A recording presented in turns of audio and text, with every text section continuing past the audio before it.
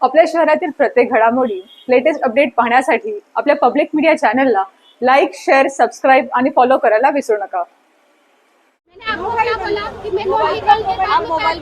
ऐसा कुछ नहीं बोला, आपने डायरेक्ट काउंटर बंद किया, बोला टिकट नहीं दिया।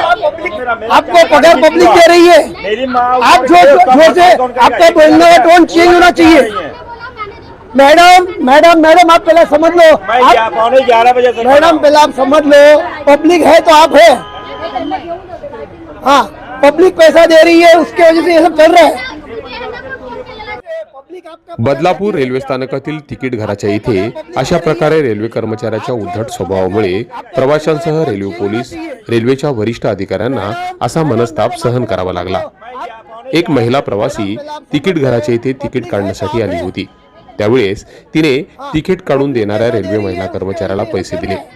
त्यानंतर त्या महिला प्रवाशाने तिकीट घेतलं, मात्र शिल्लक पैसे देताना त्यातील एक नोट या रेल्वे कर्मचाऱ्यांनी फाटलेली दिली। यावर महिला प्रवासीनं ही फाटलेली नोट आहे असं रेल्वे महिला कर्मचाऱ्याला सांगितलं। मात्र महिला रेल्वे कर्मचारी आम्ही आमच्या घरी नोट बनवत नाहीत असं म्हणत या महिला प्रवाशाशी उद्धटपणे वागल्या। वाद नको म्हणून या महिला प्रवाशानं निमूटपणे ती नोट स्वीकारली। मात्र याच वेळेस तिकीट काढण्याच्या रांगेत उभे असलेल्या एका प्रवाशानं ही फाटलेली नोट या महिला प्रवाशाकडून घेतली आणि तिकीट काढण्यासाठी पुन्हा त्याच फाटलेल्या नोटीसह इतर पैसे रेल्वे कर्मचाऱ्याला दिले। यावर मी तुम्हाला त्या महिलेकडून ही नोट घेताना पाहिलंय। ही नोट आता मी घेणार नाही, दुसरे पैसे द्या, त्याशिवाय तुम्हाला तिकीट देणार नसल्याचा पवित्रा महिला रेल्वे कर्मचाऱ्याने घेतला।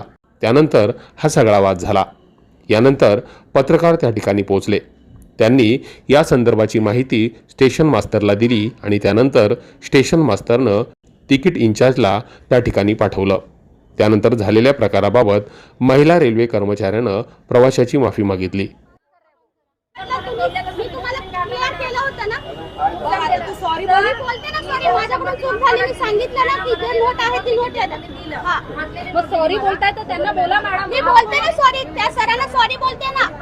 मात्र अशा प्रकारे उद्धट व्यवहार करण्याचा अधिकार रेल्वे कर्मचाऱ्यांना दिला तरी कुणी? सरकारी कर्मचारी आहोत म्हणून आपलं कोणी काहीच करू शकत नाही अशा आविर्भावात हे कर्मचारी आहेत का? याच रेल्वे प्रवाशांच्या प्रवासामुळे आणि ते काढत असलेल्या तिकिटामुळे रेल्वे कर्मचाऱ्यांचे आणि अधिकाऱ्यांचे पगार होतात।